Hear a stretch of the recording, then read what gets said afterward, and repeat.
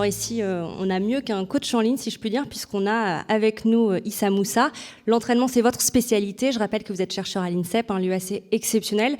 Vous travaillez en plein cœur du bois de Vincennes, dans une structure incroyable, avec des terrains de foot, des piscines, des pistes d'athlétisme, des terrains de basket, des salles de lutte, des tatamis. Je ne vais pas faire toute la liste, mais il y a de quoi pratiquer quasiment tout ce que le sport ou presque compte de discipline.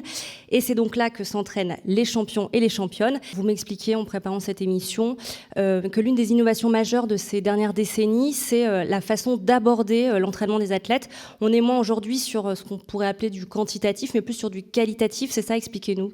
C'est ça, en fait, sur la partie d'entraînement, on focalise maintenant beaucoup notre attention sur comment mieux s'entraîner, pas beaucoup s'entraîner, parce qu'il y a un concept assez important à prendre en compte, c'est le risque de blessure. Plus on va s'entraîner, plus on va s'exposer à ce risque de blessure. Et in fine, si on veut progresser, planifier son entraînement dans un objectif de progrès, sans forcément en avoir les effets délétères, il faut qu'on s'entraîne un peu mieux. Et en entraînement, du coup, les progrès qui ont été faits dans les années précédentes ont beaucoup porté sur comment on s'entraîne mieux, comment on s'entraîne de manière plus qualitative, comment on progresse de manière plus sécurisée. Plus largement, quelle est la place aujourd'hui de l'innovation dans le sport ? On pourrait se dire qu'elle fait intrinsèquement partie de la discipline. Complètement, sport et innovation, ça va de pair. Et puis c'est assez historique, ça ne date pas des dernières années. Depuis le sport moderne, depuis que le baron Pierre de Coubertin a remis au goût du jour les Jeux Olympiques début du XXe siècle, on a une innovation. Donc il y a plein d'exemples qu'on connaît ou qu'on connaît un peu moins dans les années. On parlait des chaussures carbone aussi. Totalement, donc ça on est en plein dedans.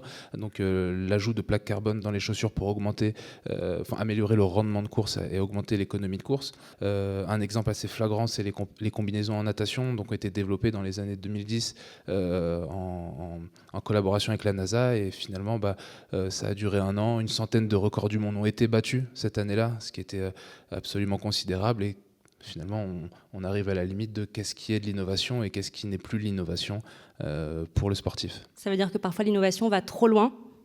Totalement, en fait, on arrive et on a tous en tête quand ça va trop loin, et on pense au dopage pharmacologique, donc ingérer une molécule pour augmenter ses performances, mais il y a aussi du dopage technologique.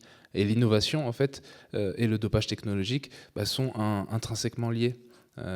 Donc on a parfois des exemples d'innovation qui pendant un temps ont été tolérées, où le législateur a toléré cette innovation, et puis on s'est rendu compte que finalement c'est plus l'innovation et ça tombe en fait dans le cadre du dopage technologique. Il y a eu l'exemple du javelot qui a pendant très longtemps a été optimisé, a été profilé pour augmenter sa portance, et finalement on s'est dit mais si on continue dans cette direction-là, il va falloir qu'on augmente la taille des stades, parce qu'on lançait le javelot de plus en plus loin, et comme c'est pas possible d'augmenter la taille des stades, on a diminué en fait, on a changé le centre de gravité du javelot, de l'engin, de sorte à ce qu'il puisse en fait planer beaucoup moins longtemps. Donc à chaque fois, pour éviter de transpercer le public. C'est ça en fait, il y avait vraiment des considérations de cet ordre-là pour éviter de blesser les spectateurs, parce que le javelot allait de plus en plus loin. Donc à chaque fois en fait, c'est un législateur qui va proposer un cadre dans lequel les acteurs du sport, sportifs, entraîneurs, équipementiers même, vont pouvoir composer pour augmenter les performances.